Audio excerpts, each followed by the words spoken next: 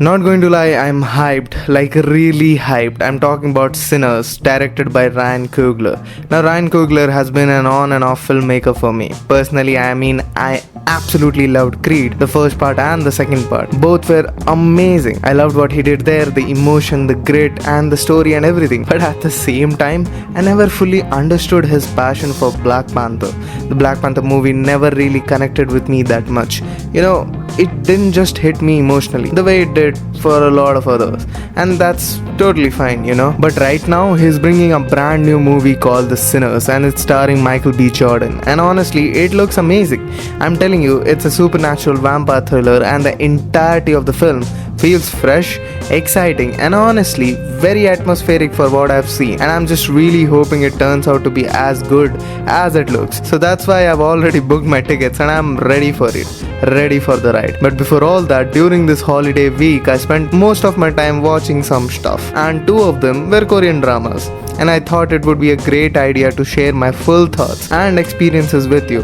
Maybe it'll help you decide if you want to check them out yourself or not. First up, I want to talk about a show called Karma. Now, you know how some TV series are trying too hard these days? They want to be overly smart, overly complex, and in this process just confuse the hell out of the audience. Yeah, Karma is not that show. It's actually a soothing ride, a story that uses proper elements, a simple narrative that keeps you entertained and doesn't try to outsmart its own audience. And honestly, I respect that so much. It's refreshing actually. Karma is basically an anthology series with 6 episodes. Each character is connected with each other in a subtle way, and oh my god, the star cast is absolutely brilliant. You have some of the huge names like Park Hae-soo, Shin Min-ah, Lee Hyo-jun, Kim Seung-gyu, and so many others. Each of them has their own world, their own personal struggles, and that's what it makes so beautiful and subtly connected. It's not overly dramatic, it's not forceful, it's gentle and meaningful. Now let's talk about something really special, the cinematography. The way they used wide shots in the Karma, absolutely stunning. Nowadays wide shots are often used for no reason at all, like sometimes they don't even add anything cinematic, they just look flat and boring. But Karma understands the essence of a wide shot. A proper wide shot would make the subject look smaller,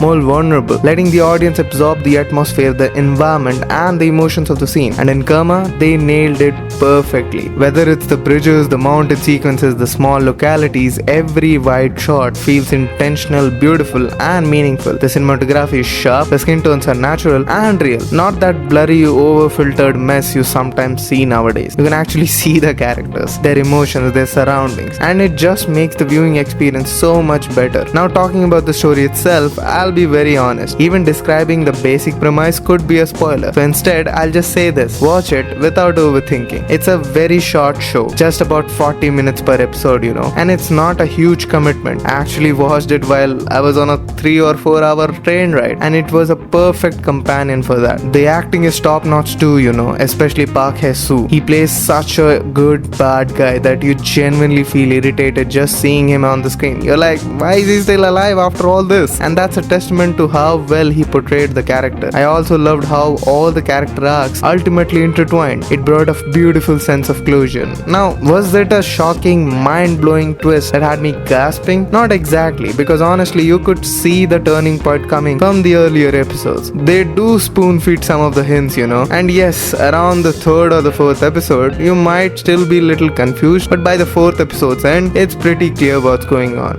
especially regarding a particular house scene. But even then, was it entertaining? Absolutely, I loved it. I think you will too. I definitely recommend you to watch Karma. It's available on streaming, easy to find, and it's definitely worth your time if you're looking for something heartfelt and not so strangely thriller. Now on to the second drama that I watched, which is a bit different from the first one. This one's called The Divorce Insurance. Now here's the thing, it's not yet completed. 6 episodes are out and I've watched all of them, but man, it's been a very problematic experience for me. The main cast is huge. Lee Dong-wook as No Hyun-joo, an insurance actuary who's been divorced 3 times, and his supporting cast is also huge. You have Lee Jo-bun, you have Lee Kwang-soo, so many brilliant actors with him supporting this cast. The cast is great, by the way, but that's not where my rant romance starts. When you have a huge star like Lee Dong-wook leading a series, everything has to revolve around them, right? And sometimes that can ruin the balance of the story. Yes, the content is overhyped at the end of the day because people are literally going crazy about it on Instagram, YouTube Shorts, TikTok, you name it. But from a writing style point of view, this is your average cringe-worthy Korean rom-com drama stuff. Cute at some times but exhausting at others. It tries to be comedy, but a lot of time it just confuses itself between the comedy, drama and cringe. It becomes this messy mix where you find yourself face palming at some of the scenes because they're just too much, man. Now, let's not say it's terrible. It's entertaining. Some parts of it is. The secondary characters, the side couples are honestly more fun to watch after a while. But the main concept of divorce insurance just doesn't have enough depth to sustain an entire drama series on it. Think about it. How much can you really stress the idea of selling insurances for divorce? Not that much, right? That's exactly what happens in this situation. The side stories of the characters are more entertaining, but they quickly get rushed or wrapped up too quickly by the end of an episode. Now, there are still 6 episodes left to air, so maybe they pull a Daredevil kind of a thing and turn around the whole thing into something amazing. But honestly, right now I have no idea how they're planning to continue the story. Would I recommend it? If you're caught up in the hype, sure, go ahead, man, binge watch it.